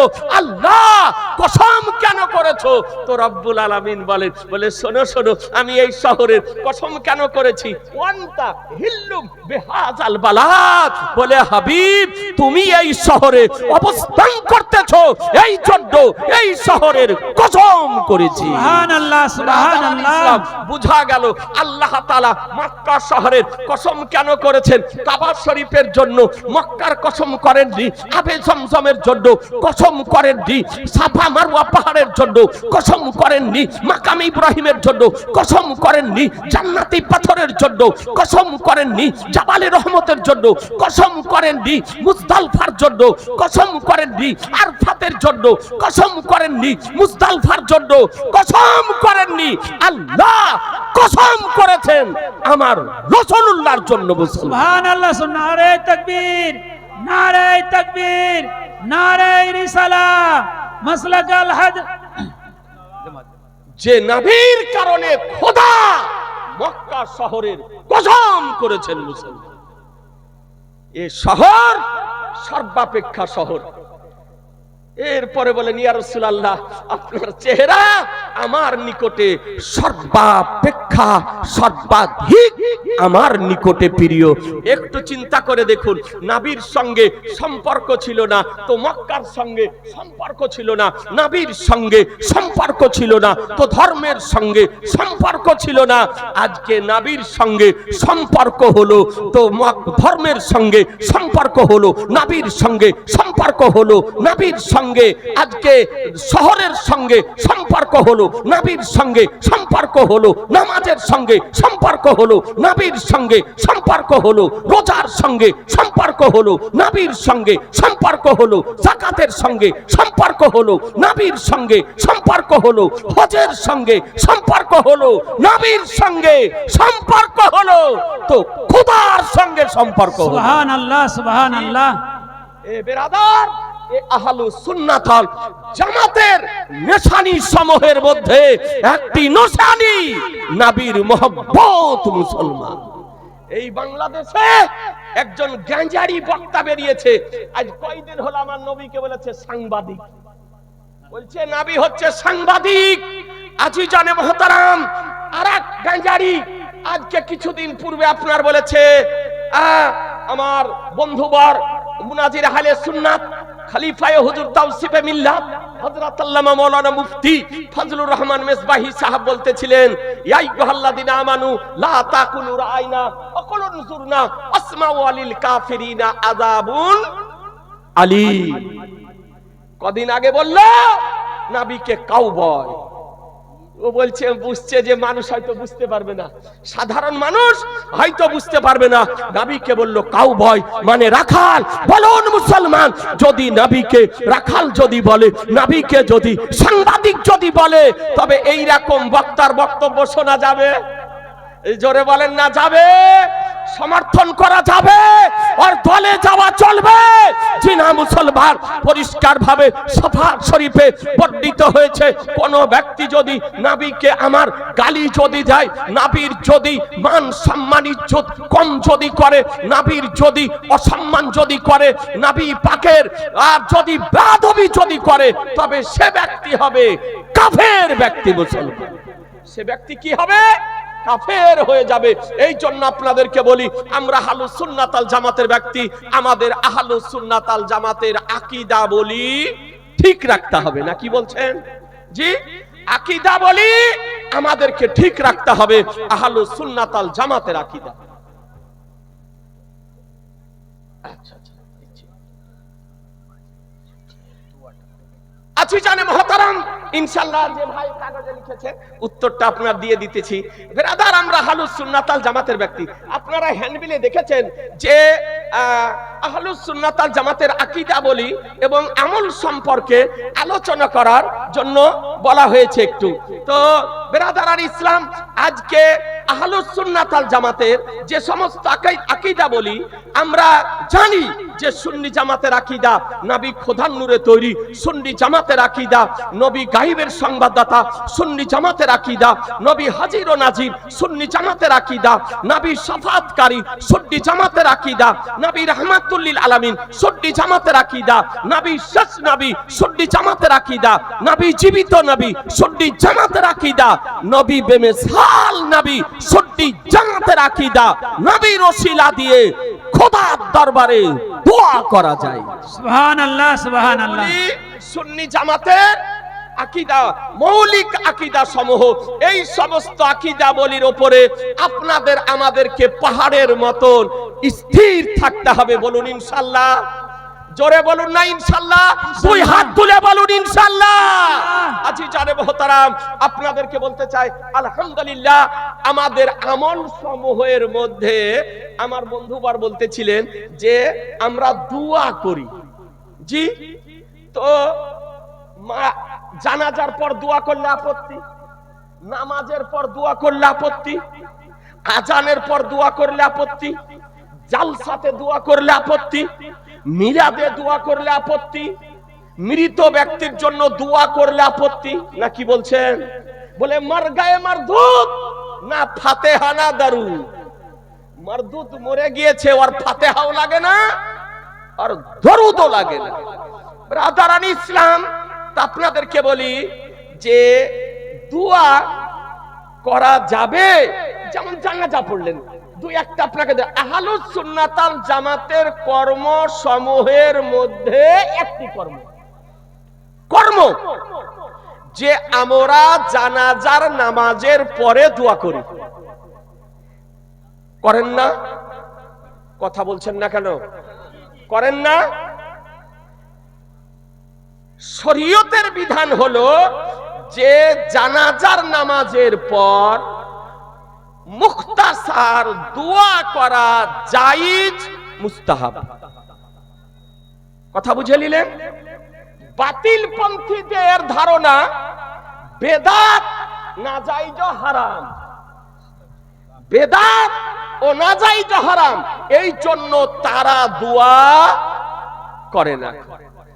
তো আজ মসজিদের জালসা আপনাকে দু চারটি আপনার বিষয়টি দেখায় যে দোয়া করাটা হাদিস শরীফে আছে না নাই। দেখাবো? কথা বলছেন না? কোন হাদিসে আছে দেখাবো? কেউ যদি বলে বেদাত নাজায়েজ হারাম, তোকে ভদ্রভাবে গ্রামে আটক করে সংবাদটা দিয়ে, জি, যে কোন কিতাবে আছে বেদাত নাজায়েজ হারাম একটু দেখিয়ে দাও। ওর নানি মরে যাবে, আপনার দেখাতে পারবে না। এখন আপনাকে এটাকে গ্যারান্টি বলে দিলাম যে ওর নানি মরে যাবে, কিন্তু তার পক্ষে দেখানো আপনার সম্ভব হবে না। আমার নবী পাক সাহেবেল আউলাদ সাল্লাল্লাহু তাআলা আলাইহি ওয়াসাল্লাম নবী আমার এ সম্পর্কে কি বলেছেন, একটি মাত্র আপনাকে দলিল দিই। জি ব্রাদার আর ইসলাম, দলিল দিব? সবাই বলছেন না। দেখুন হাদিস শরীফটি, আন আবি হুরায়রা রাদিয়াল্লাহু তাআলা আনহু সামিতু নবী সাল্লাল্লাহু তাআলা আলাইহি সাল্লাম ইয়াকুলু ইযা সাল্লাইতুম আলাল মাইয়িতি ফাকলিসু লাহু দুআ। সুবহানাল্লাহ বলেন, জোরে বলেন না সুবহানাল্লাহ। এ ব্রাদার আর ইসলাম, ইসনাদুহু হাসানুন, হাদিসটির মান কি? ইসনাদুহু হাসানুন, এই হাদিসটি হাসান পর্যায়ের হাদিস। ব্রাদার আর ইসলাম, জয়ীফ বলার কোনো অবকাশ নেই, জাল বলার কোনো অবকাশ নেই। হাদিসটির মান হলো হাসান। হাদিসটি কোন কিতাবে আছে? আবু দাউদ শরীফ, লেবানন, বাইরুতের প্রিন্ট, পেজ নাম্বার 699, হাদিস নাম্বার 3199, 3199। আবু দাউদ শরীফ ভারতীয় প্রিন্ট, পেজ নাম্বার 456।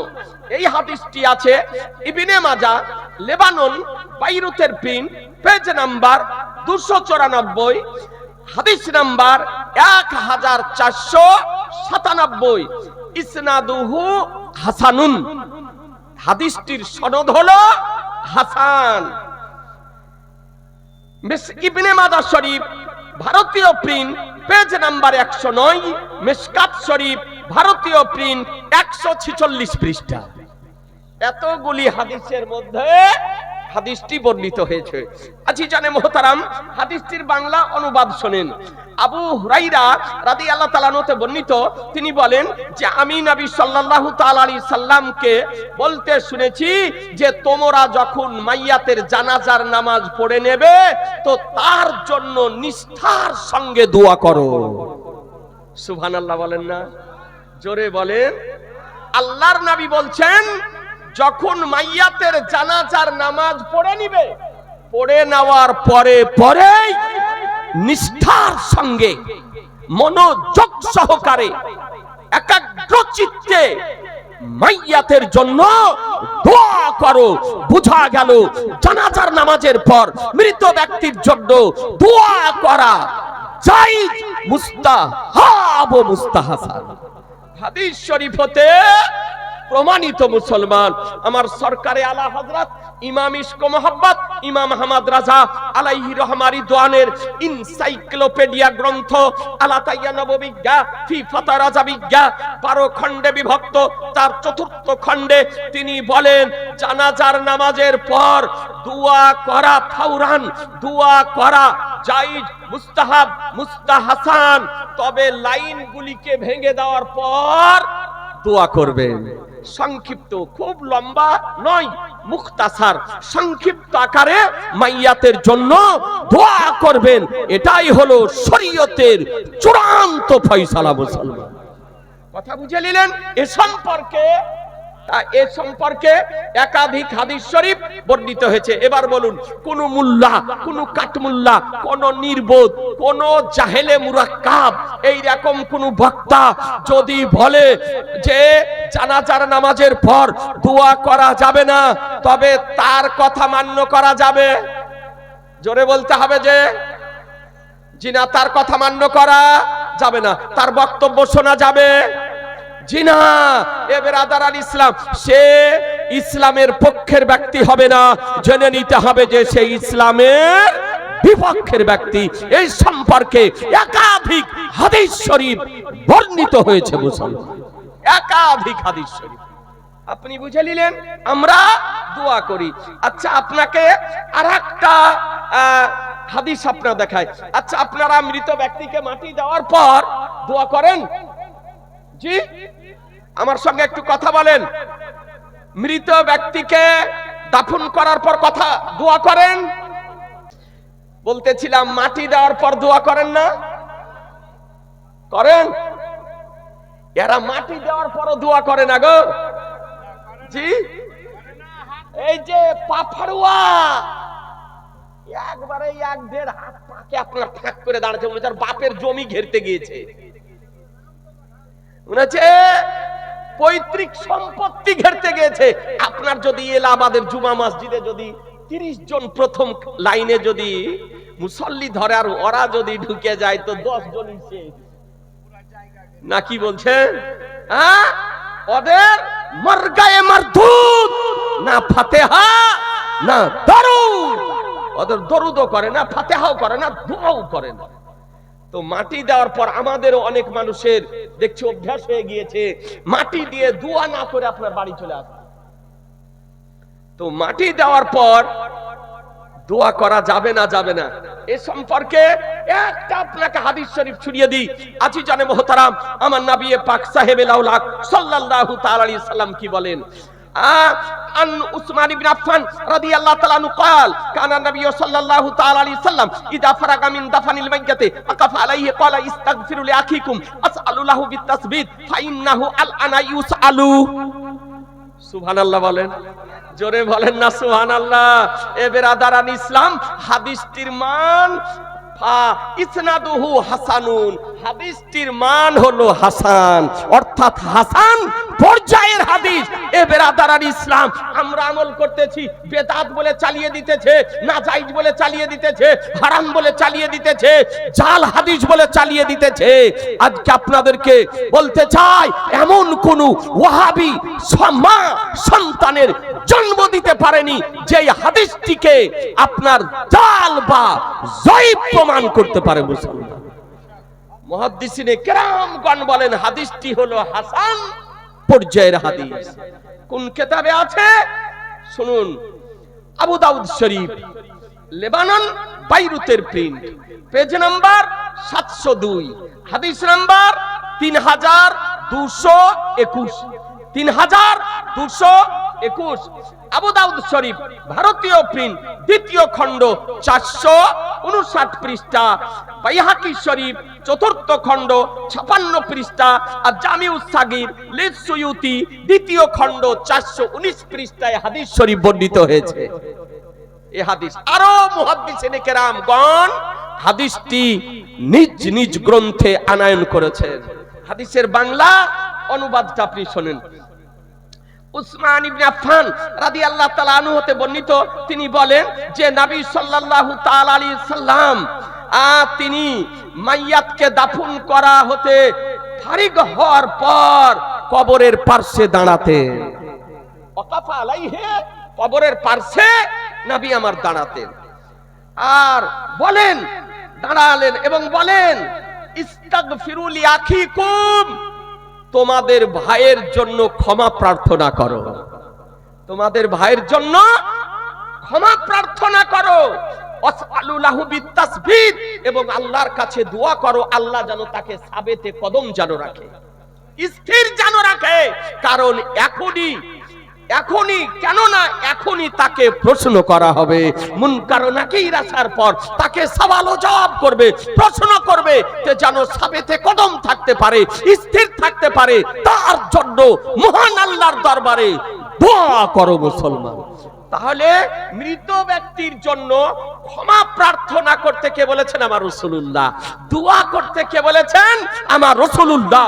তাহলে বোঝা গেল মৃত ব্যক্তিকে দাফন করার পর, মাটি দেওয়ার পর দোয়া করা জায়েজ, জায়েজ, জায়েজ। আজ পর্যন্ত কোন ভ্রান্ত মতবাদ পোষণকারীগণ হারাম তো দূরের কথা, নাজায়েজ প্রমাণ করতে পারেনি, কিয়ামতের সকাল পর্যন্ত নাজায়েজ প্রমাণ করতে পারবে না।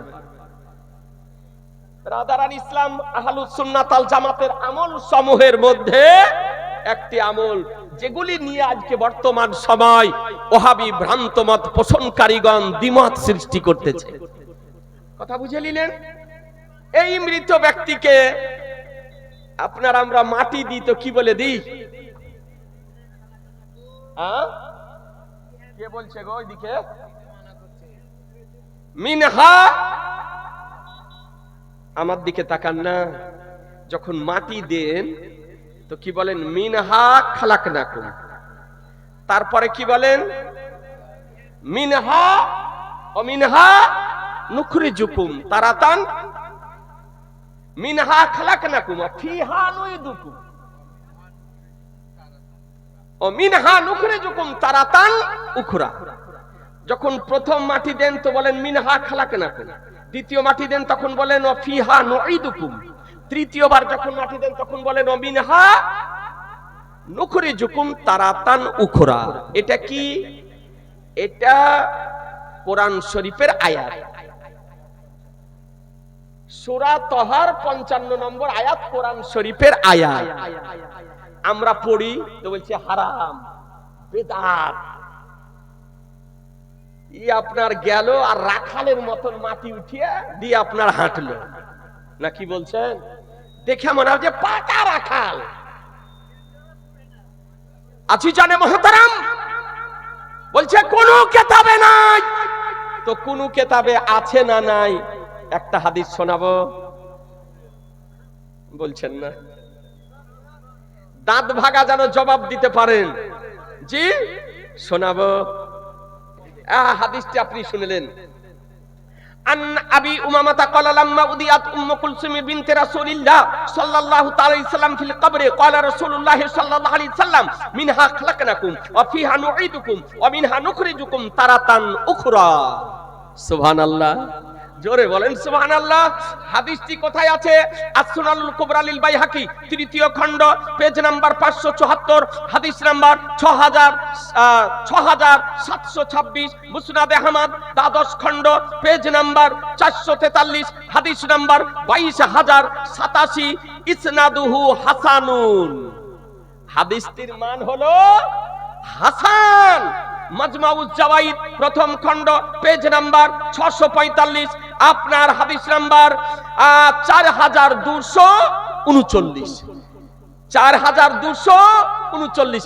এতগুলি হাদিসের মধ্যে হাদিসটি আপনার বর্ণিত হয়েছে যে আবু উমামা রাদিয়াল্লাহু তাআলা আনহু বর্ণিত, তিনি বলেন যে আমার রাসূলুল্লাহ সাল্লাল্লাহু আলাইহি সাল্লামের কন্যা উম্মে কুলসুমকে আপনার কবরে রাখার পর আমার রাসূলুল্লাহ সাল্লাল্লাহু আলাইহি সাল্লাম বলেন মিনহা খালাকনাকুম ওয়া ফিহা নুঈদুকুম ওয়া মিনহা নুখরিজুকুম তারাতান উখরা।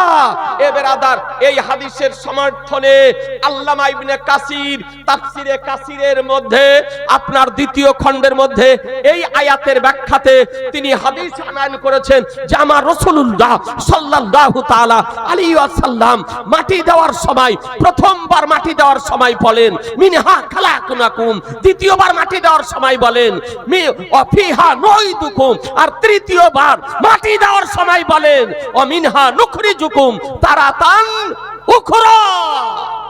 তাফসিরে কাসিরের মধ্যে আয়াতের ব্যাখ্যায় হাদিসটি আপনার আনয়ন করেছেন।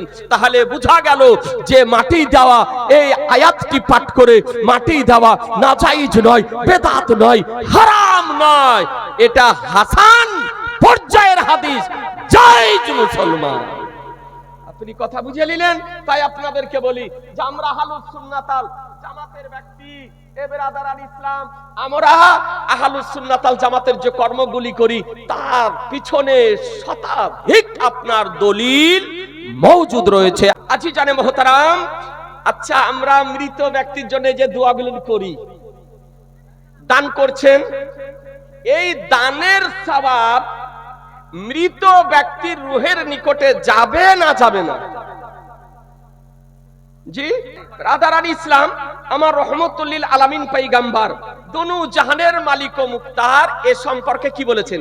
মৃত ব্যক্তির জন্য দান করলেন, সদকা করলেন, তো এই দান সদকা সওয়াব যেটা হবে, এই যে দান করছেন 1000 টাকা, 5000 টাকা, 10,000 টাকা, 25,000 টাকা, তো এই যে দান করলেন, এই দানের মৃত ব্যক্তির উদ্দেশ্য যদি করেন তো তার রূহের নিকটে এই দানের সওয়াব পৌঁছাবে কিনা? জি উপকৃত হবে কিনা? আমরা দান করি এবং আমরা ইসালে সওয়াব করি তাদের উদ্দেশ্যে। তো ইসালে সওয়াব আমরা যেটা করি তো বলছে জি বেদাত, এদের কাজ হলো আমরা তিজা করি, চাহরাম করি, চাল্লিশা করি, ইসালে সবের ব্যবস্থা করি। তো এগুলি কাজকে বেদাতের নাম দিয়ে জনগণকে ভয় দেখিয়ে ভালো কর্ম থেকে বিরত রাখা হচ্ছে মুসলমান। এ সম্পর্কে আমার দয়ার নবী মায়ার নবী কি বলেন? এই হাদিসটি দেখতেছেন মিশকাতুল মাসাবি, এটা লেবানন বাইরুতের প্রিন্ট নিয়ে এসেছি আপনার। আজকে কয়েক মাস হলো আপনার। এটা আরেকটা খণ্ড আছে, এটা প্রথম খণ্ড, আরেকটা আপনার খণ্ড আছে লেবানন বাইরুতের প্রিন্ট। এটা হচ্ছে হাদিস গ্রন্থের মধ্যে প্রথম হাদিস, যেটা প্রতিটি মাদ্রাসাতে পড়ানো হয়। মৌলবি হতে গেলে হাদিসটি আপনার পড়তে হবে। কথা বুঝতে পারছেন? এই হাদিসটির প্রথম খণ্ডের লেবানন বাইরুতের প্রিন্ট, পেজ নাম্বার 363, হাদিস নাম্বার 1912, মিশকাত শরীফের হাদিস নাম্বার 1912। এর মধ্যে হাদিস শরীফ কি বর্ণনা করতেছেন দেখুন। আন সাদ ইবনে উবাদা রাদিয়াল্লাহু তাআলা আনহু قال ইয়া রাসূলুল্লাহ ইন্না উম্মা সাদিন মাতাত ফাইগু সাদাকাতে আবদালু ক্বালাল মাউ ফাহাফারা বীরান ওয়া ক্বালা হাদিহি লি উম্মে সাদিন, রাওয়াহু আবু দাউদ ও নাসাই। এই হাদিসটিকে আবু দাউদ বর্ণনা করেছেন এবং নাসাইও বর্ণনা করেছেন। হাদিসটি আপনার কত পেজে আপনার আছে দেখুন। আবু দাউদ শরীফের হাদিস নাম্বার 1669, নাসাই শরীফের হাদিস নাম্বার 3664, ইবনে মাজাহ শরীফের হাদিস নাম্বার আপনার 3684। তাহলে ইবনে মাজাহতে আছে, আবু দাউদে আছে, আর আপনার নাসাইতে আছে। এই হাদিস শরীফ সিহা সিত্তার 3 খানা হাদিস শরীফে বর্ণিত হয়েছে। হাদিসের বাংলা অনুবাদ শোনেন। সাদ ইবনে উবাদা রাদিয়াল্লাহু তাআলা হতে বর্ণিত, তিনি বলেন যে ইয়া রাসূলুল্লাহ, নিশ্চয় সাদের মা ইন্তিকাল করেছেন। সাহাবী নবীর নিকটে গিয়ে নবীকে আহ্বান করতেছেন ইয়া রাসূলুল্লাহ। দেখুন হাদিস শরীফে নাম ধরে নয়, কি বলছেন? ইয়া রাসূলুল্লাহ। আমরা নবীকে ইয়া রাসূলুল্লাহ বলে আহ্বান করি, ইয়া নবী আল্লাহ বলে আহ্বান করি, তো বলছে শিরক। এদের গোডাউনে শিরক আপনার লোড ব্যয় করার জায়গা পায় না। বলছে জি শিরক, এটা বলে আহ্বান করা যাবে না। আপনাদেরকে বলতে চাই বেরাদার, যে নবীকে আহ্বান করার নিয়মই হলো, সাহাবীদের সুন্নাত হলো নবীকে ইয়া রাসূলুল্লাহ বলে আহ্বান করা। তাই আহলুস সুন্নাত আল জামাত নবীকে যখন কাছে থেকে হোক আর দূরে থেকে হোক, জমিনের নিচে থেকে হোক, জমিনের উপরে থেকে হোক, আকাশ থেকে হোক, যখন আহ্বান করে তো ইয়া রাসূলুল্লাহ বলে আহ্বান করে, ইয়া নবী আল্লাহ বলে আহ্বান করে, ইয়া হাবিব আল্লাহ বলে আহ্বান করে। এটাই তো শরীয়তের বিধান, যে নবীকে সম্মান সূচক শব্দ দ্বারা আহ্বান করো। মুসলমান, নবীকে নাম ধরে ডাকা হারাম, নবীকে নাম ধরে ডাকা হারাম। এমন কি আপনার ফাকিহে মিল্লাত মুফতি জালালউদ্দিন আহমদ আমজাদি ফতোয়াই ফাইজুর রাসূলের 2য় খণ্ডে বলেছেন নবী সাহেব বলাও অনুচিত। নবী সাহেব বলিও না। আমাদের অনেকে বলেন না নবী সাহেব। সাহেব কথাটি হলো, শব্দটি হলো আম শব্দ, সাধারণ শব্দ। মৌলভী সাহেব, ইমাম সাহেব, মিম্বার সাহেব, প্রধান সাহেব, এমএলএ সাহেব, এমপি সাহেব, সর্দার সাহেব, মাস্টার সাহেব, সবকে সাহেব বলি। ফাকিহে মিল্লাত বলেছেন আমার নবীর জন্য সাহেব শব্দটিও ব্যবহার করা হলো অনুচিত। মুসলমান জি, তাই আপনাদেরকে বলি সম্মান সূচক শব্দ দ্বারা নবীকে আহ্বান করুন। লাব্বাইক ইয়া রাসূলুল্লাহ, এই জোরে বলেন না, লাব্বাইক ইয়া রাসূলুল্লাহ, লাব্বাইক ইয়া রাসূলুল্লাহ, লাব্বাইক ইয়া রাসূলুল্লাহ। এ বেরাদার, সাহাবীদের সুন্নাত হলো ইয়া রাসূলুল্লাহ বলে আহ্বান করা। তো তারপরে বলেন নিশ্চয় সাদের মা ইন্তিকাল করেছেন। উম্মে সাদ অর্থাৎ সাদের মা ইন্তিকাল করেছেন। তো কোন সদকা হচ্ছে উত্তম? বলে ইয়া রাসূলুল্লাহ, সাদের মা ইন্তিকাল করেছে, তো তার জন্য কোন দান কোন সদকা হলো উত্তম? তো আমার দয়ার নবী বলেন আল মা, পানি। কি? পানি। নবী আমার বলছেন আল মা, পানি। কেন? ওই সময় পানির খুব অভাব ছিল, পান করার উপযোগী পানির খুব অভাব ছিল। এই জন্য আমার নবী বললেন যে এখন উত্তম দান সদকা হচ্ছে পানি। এখন যেমন আপনাদের আমাদের ঘরে ঘরে পানি টিউবওয়েল আছে, কিন্তু পানি পান যখন করছি তো ড্রামের কিনা পানি, নাকি গো? কেন?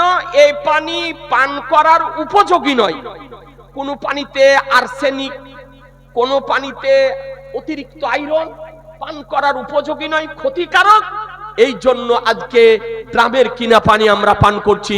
তো সেই সময় পান করার উপযোগী পানির অভাব ছিল, তাই আমার নবী বলেন যে সাদের মায়ের জন্য সদকা যদি করো তো উত্তম সদকা হচ্ছে পানি। তো ফাহাফারা বিরান, তো সাদ রাদিয়াল্লাহু তাআলা একটা কুয়া খনন করলেন। আলহামদুলিল্লাহ, একজন মেয়ে 100 টাকা দিলেন। তো সাদ রাদিয়াল্লাহু তাআলা একটা কুয়া খনন করলেন। আলহামদুলিল্লাহ, দেখেন আরেকজন 100 টাকা দিয়েছে, আল্লাহ যেন কবুল করে নেয়। একটা কুয়া খনন করলেন। আচ্ছা বলেন তো, আপনাদের এলাকাতে আগে কুয়া দেখতে পেতেন? হ্যাঁ, কুয়া ছিল না? জি। আর ওই কুয়ার পানি পুরো গ্রামবাসী খেত, আর যে দাতা তার নাম লেখা থাকতো, আর যার জন্য দান করেছে তারও নাম লেখা থাকতো কুয়ার বডিতে। তো সাদ রাদিয়াল্লাহু তাআলা আনহু তিনি কুয়া খনন করলেন। করার পর অকাল এবং লিখলেন, বলেন কি যে হাজিহিলে উম্মে সাদ, এই কুয়াটি হলো সাদের মায়ের জন্য, এই কুয়াটি হলো সাদের মায়ের জন্য। অর্থাৎ যে কুয়ার পানি পান করবে যত সওয়াব হবে তার সমস্ত সওয়াব সাদের মায়ের রূহের নিকটে পৌঁছাবে। তাহলে বোঝা গেল যে আজকে দয়ার নবী আমার জানিয়ে দিয়েছেন, মৃত ব্যক্তির পক্ষ থেকে দান যদি করা হয়, সদকা যদি করা হয়, তবে তার সওয়াব মৃত ব্যক্তি কিয়ামত পর্যন্ত পাবে। জি বেরাদারান ইসলাম, দেখুন বিশুদ্ধ সনদের হাদিস শরীফ হতে প্রমাণিত যে তার সওয়াব মৃত ব্যক্তি পাবে। এই জন্য বলি যে আজকে মৃত ব্যক্তির পক্ষ থেকে জমি যদি দান করেন তার সওয়াব পাবেন, নামাজ যদি পড়েন তার সওয়াব পাবে, রোজা যদি রাখেন তার সওয়াব পাবে, হজ যদি করেন তার সওয়াব পাবে, উমরা যদি করেন তার সওয়াব পাবে, টাকা যদি দান করেন তার সওয়াব পাবে, গরিব মিসকিনকে যদি খাওয়ান তার সওয়াব পাবে, কোরআন যদি তেলাওয়াত করেন তার সওয়াব পাবে, ফাতিহা খানি যদি করেন তার সওয়াব পাবে, আপনি কুলখানি যদি করেন তার সওয়াব পাবে, কালিমা খানি যদি করেন তার সওয়াব পাবে। এই জন্য বলা হয়েছে জীবিত ব্যক্তি দ্বারা মৃত ব্যক্তিগণ উপকৃত হন, জীবিত ব্যক্তি দ্বারা মৃত ব্যক্তিগণ উপকৃত হন। আচ্ছা ব্রাদারান ইসলাম, আরেকটা আপনাকে হাদিস শরীফ শুনাই যে এই সম্পর্কে আমার দয়ার নবী আর কি বলেছেন। একটা হাদিস শরীফ শুনিয়ে দিই ব্রাদারান ইসলাম, একটা হাদিস শরীফ শুনেন। আর একটা হাদিস শরীফ শুনেন। আন আয়েশা ক্বালাত ইন্না রাজুলান ক্বালা লিন নবী সাল্লাল্লাহু আলাইহি সাল্লাম ইন্না উম্মি আবতুলি তাদ নাফসুহা ওয়া আযুন্নুহা লাউ তাকাল্লামাত তাসাদ্দাকাত ফাহাল লাহা আজরুন ইন তাসাদ্দাকতু আনহা ক্বালা নাম মুত্তাফাকুন আলাইহি। সুবহানাল্লাহ বলেন, জোরে বলেন না সুবহানাল্লাহ। মুত্তাফাকুন আলাইহি মানে হাদিসটি বুখারীতে আছে, মুসলিমেও আছে। জি বলে দিচ্ছি, হাদিসটি বুখারীতে আছে, মুসলিম শরীফ আছে। দেখুন মুসলিম শরীফ আপনার বুখারী শরীফের কথা আছে। বুখারী শরীফ আপনার হাদিস নাম্বার 1388, আর মুসলিম শরীফে হাদিস নাম্বার 1004। আর এই হাদিসটি ইবনে মাজাহ তো আছে, হাদিস নাম্বার 2717। কথা বুঝে নিলেন? জি, ইমাম বুখারী এবং মুসলিম হাদিসটি আনয়ন করেছে, ইমামে ইবনে মাজাহ তিনি আনয়ন করেছেন। হাদিসটির বাংলা অনুবাদ শুনেন। মায়েশা সিদ্দিকা রাদিয়াল্লাহু তাআলা আনহা হতে বর্ণিত, তিনি বলেন যে নিশ্চয় একজন ব্যক্তি তিনি নবী সাল্লাল্লাহু তাআলা আলাইহি সাল্লামের নিকটে আসলেন। আসার পর বলেন যে নিশ্চয় আমার মা হঠাৎ ইন্তিকাল করেছে, আচানক ইন্তিকাল করেছে আমার মা। সাহাবী আসার পর বলছেন, তো আমার ধারণা তিনি যদি কিছু কথা বলতে পারতেন তো অবশ্যই সদকা করার কথা বলতেন। তিনি যদি কথা বলতে পারতেন তো সদকা করার কথা বলতেন, দান করার কথা বলতেন, এটা আমার ধারণা। তো আমি যদি তার জন্য দান যদি করি তবে তার সওয়াব কি আমার মা কবরে পাবে? হাদিস শরীফ। সাহাবী জিজ্ঞাসা করছেন যে ইয়া রাসূলুল্লাহ, আমি যদি আমার মায়ের জন্য দান যদি করি, সদকা যদি করি, তবে আমার মা কি তার সওয়াব পাবে? তো আমার দয়ার নবী বলছেন না, হ্যাঁ, অর্থাৎ তোমার মায়ের জন্য সদকা যদি করো, দান যদি করো, তবে তার সওয়াব তোমার মা জননী পাবে। তাহলে বোঝা গেল বিশুদ্ধ সনদের হাদিস সমূহ হতে যে মৃত ব্যক্তির উদ্দেশ্যে দান যদি করা হয়, সদকা যদি করা হয়, তবে তার সওয়াব মৃত ব্যক্তি পায়, ইসালে সওয়াব করা যায়। আজ পর্যন্ত কোন ওয়াহাবি মা এই রকম সন্তানের জন্ম দিতে পারেনি যিনি গগনের নিচে যে দলিলের আলোকে, কোরআন হাদিস ইজমা কিয়াসের আলোকে ইসালে সওয়াবকে হারাম তো দূরের কথা নাজায়েজ প্রমাণ করতে পারে। আজ পর্যন্ত অতীতে কেউ পারেনি, কিয়ামতের পূর্ব পর্যন্ত নাজায়েজ প্রমাণ করা সম্ভব হবে না। মুসলমান কথা বুঝে নিলেন? এবার আদার ইসলাম, তাই আপনাদেরকে বলি আলহামদুলিল্লাহ, সুবহানাল্লাহ। হযরত চলে এসেছেন, সময় আর নষ্ট করব না। এতে কি লেখা আছে জানো? জুমার ফরজ নামাজের পর ও দরুদ পাঠ করার পর কিন্তু সুন্নাত নামাজের আগে কিয়াম করা যাবে কিনা? দেখুন, হানাফি মাযহাব মোতাবেক ফরজ নামাজের পর যে নামাজ, ফরজ নামাজের পর সুন্নাত নামাজ আছে, সুন্নাতে মুআক্কাদা, সেই ফরজ নামাজের পর দেরি করা এটা হলো মাকরু তানজি, মাকরু। বলা হয়েছে মসলাতে যে ফরজ নামাজের পর সুন্নাতে মুআক্কাদা নামাজ আছে, দোয়াটাও মুখতাসার করা মুস্তাহাব, দোয়াটাও মুখতাসার করা। কথা বুঝতে পারছেন? সুন্নাতে মুআক্কাদা নামাজ পড়ে নেওয়ার পর আপনি কিয়াম করবেন, এটাই হলো মসলা।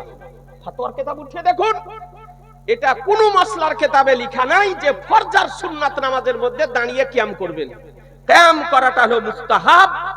সুতরাং কে করলো না করলো, কে চলে গেল, জবরদস্তি করে করিয়া কোনো লাভ আছে?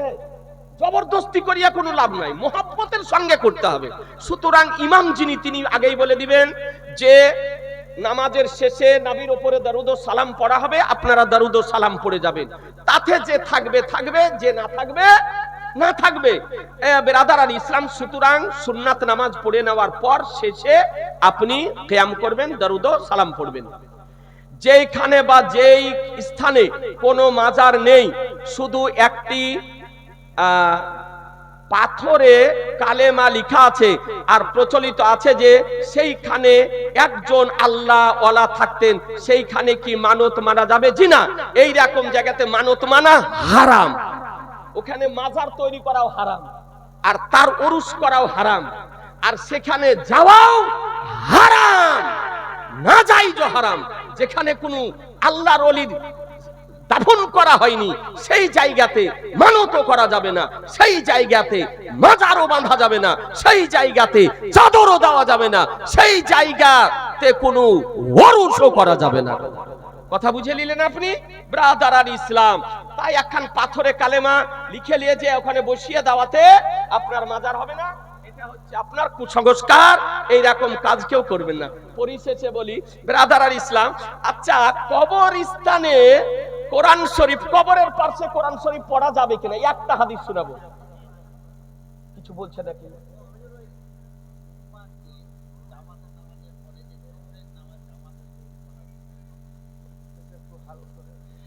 আচ্ছা শোনেন ব্রাদার আর ইসলাম, তো যে বিষয়টা বলছিলাম আহলুস সুন্নাত ওয়াল জামাতের কর্মসমূহের মধ্যে একটা আপনাকে হাদিস শোনাই, অনেক কটা হাদিস আছে, তবে একটা হাদিস শোনাই। কিতাবটির নাম হচ্ছে শারহুস সুদূর। আজকে 1 মাস হলো আনিয়েছি আপনার লেবানন বাইরুত থেকে। দুটা কিতাবের অর্ডার করেছিলাম, একটা মা সাবাতা মিনাস সুন্নাহ আল্লামা আব্দুল হক মুহাদ্দিসে দেহলভী রাহমাতুল্লাহ আলাইহি, আর একটা জালালউদ্দিন সুয়ুতী রাহমাতুল্লাহ আলাইহির শারহুস সুদূর।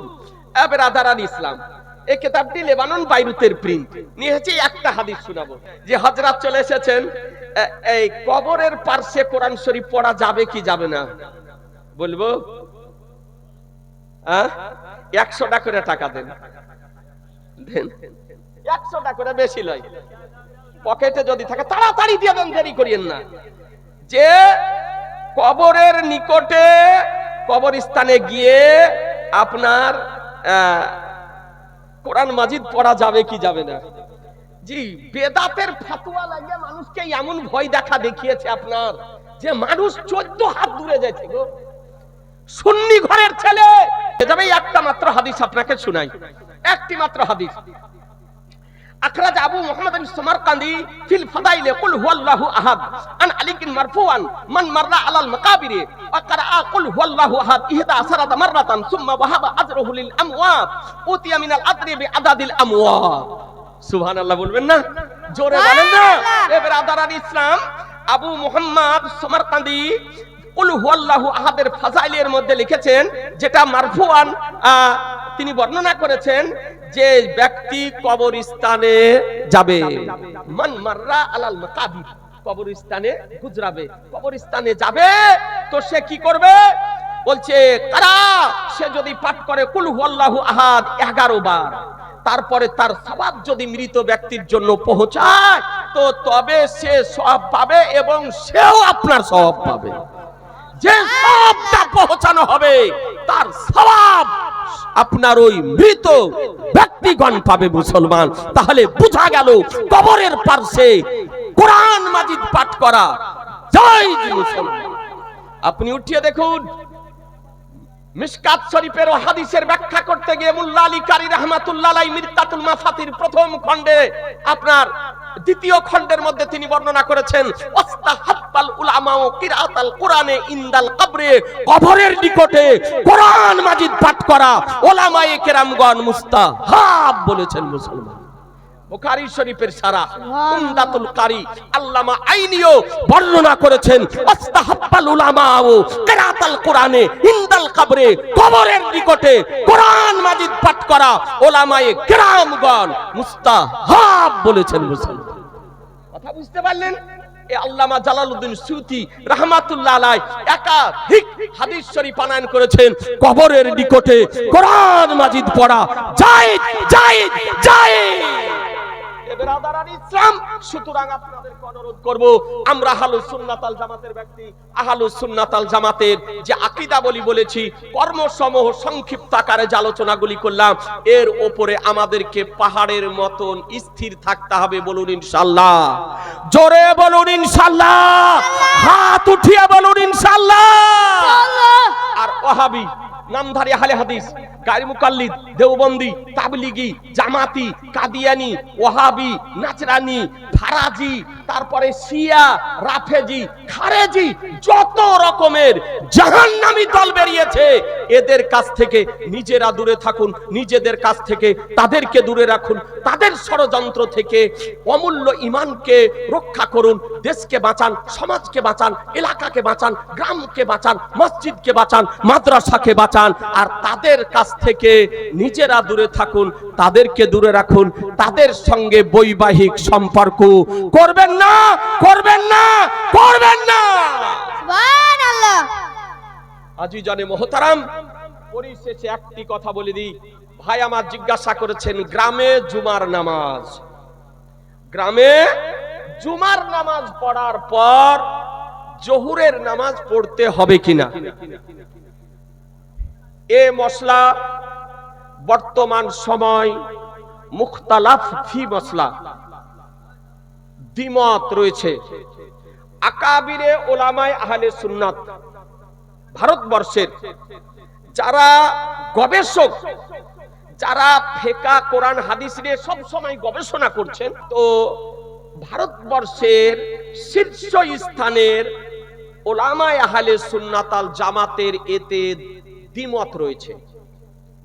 বর্তমান সময় এক শ্রেণীর ওলামায়ে আহলে সুন্নাত তারা ফিকহ হাদিস এর উপরে রিসার্চ করে বলেছেন যে বর্তমান যে সমস্ত আমাদের গ্রাম অঞ্চল, এই গ্রাম অঞ্চলে জুমার নামাজ পড়ার পর জোহরের 4 রাকাত ফরজ নামাজ পড়তে হবে। কথা বুঝতে পারছেন? এক শ্রেণীর ওলামায়ে কেরামগণ বলেছেন, যেমন বেরেলি শরীফ, তাজুস শরিয়া, মুহাদ্দিসে কাবীর, তারা বলেছেন যে এগুলি হচ্ছে আমাদের গ্রাম অঞ্চল, এই গ্রাম অঞ্চলে জোহরের নামাজ পড়তে হবে। জুমার নামাজ ফরজ নয়, নফল। আমার সরকারে আলা হযরত বলছেন যে কোথাও যদি জুমার নামাজ চালু থাকে তবে জুমার নামাজ বন্ধ করবে না, জুমার নামাজ পড়বে, কিন্তু জুমার নামাজ পড়ার পর জোহরের নামাজটা 4 রাকাত আদায় করবে। জোহরের 4 রাকাত ফরজ, আর জুমার নামাজ ফরজের নিয়াতে পড়া যাবে না, নফলের নিয়াতে পড়তে হবে। কারণ দুটি ফরজ একত্রিত করা এটা হারাম। এটা শরীয়ত আপনার নির্ধারিত করে দিয়েছে, শরীয়তের উপরে খবরদারি করা যাবে না।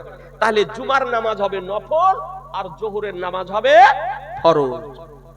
এক শ্রেণীর ওলামায়ে কেরামগণ বলেছেন, যেমন মুহাক্কিকে মাসাইলে জাদিদা মুফতি নিজামউদ্দিন মাত্তাজিল্লাহুল আলী, তৎসহ ফাকিহুন নফস মুফতি মতিউর রহমান রাজভী সাহাব, এক শ্রেণীর আকাবিরে ওলামায়ে আহলে সুন্নাত, তারা গবেষণা করে বলছেন যে এগুলি গ্রাম নয়, এগুলি নিয়ে জুমার নামাজ ফরজ গ্রাম অঞ্চলে। একটা রিওয়ায়েতে নাদেরা রয়েছে, এই রিওয়ায়েতে নাদেরার উপরে ভিত্তি করে বলেছেন যে গ্রামের মানুষ যদি পুরুষগণ মসজিদে সব উপস্থিত যদি হয়ে যায় আর মসজিদ যদি পূর্ণ হয়ে যায় তবে সেটা হলো শহরের হুকুমে। সুতরাং সেখানে জুমার নামাজ ফরজ, জুমার নামাজই পড়বে, জোহরের নামাজ পড়বে না। কথা বুঝতে পারলেন? ভারতবর্ষের উলামায়ে আকাবিরে আহলে সুন্নাতের মধ্যে দুটি মত রয়েছে। আমরা ছোটখাটো মানুষ, আমরা এমন ভাষা ব্যবহার করতে চাই না যে তাদের কারো যেন মান সম্মানে কোনো আঘাত যেন না লাগে। তারা আমাদের মাথার তাজ, উভয়ই, তারা তাদের অধিকার রয়েছে গবেষণা করার, ইজতিহাদ করার। আর ইজতিহাদের আপনার দরজা বন্ধ হয়নি, কিয়ামতের পূর্ব পর্যন্ত খোলা থাকবে। ব্রাদারান ইসলাম, সুতরাং এটা হচ্ছে মত। যদি কোনো গ্রামাঞ্চলে বেরেলি শরীফের মসলা মান্য করে আপনি জোহরের নামাজ যদি পড়েন, জোহরের 4 রাকাত ফরজ নামাজ পড়বেন, কিন্তু জুমা নফলের নিয়তে পড়বেন। আর যদি দ্বিতীয় মত মান্য করেন, আশরাফিয়া, মুহাক্কিকে মাসাইলে জাদিদা, তাদের মত যদি মান্য করেন, তাহলে আপনি জুমার নামাজ ফরজ পড়বেন, সেখানে জোহরের নামাজ পড়তে হবে না। এটা হলো বর্তমান ভারতবর্ষের ওলামায়ে আহলে সুন্নাতের মত। দুটো মতই আপনাদের সামনে রাখলাম, আপনার যেটা পছন্দ সেটার উপরে আপনি আমল করবেন। তবে আমি বেরেলি শরীফের মসলাকে মান্যকারী ব্যক্তি। আপনার ব্রাদার আলী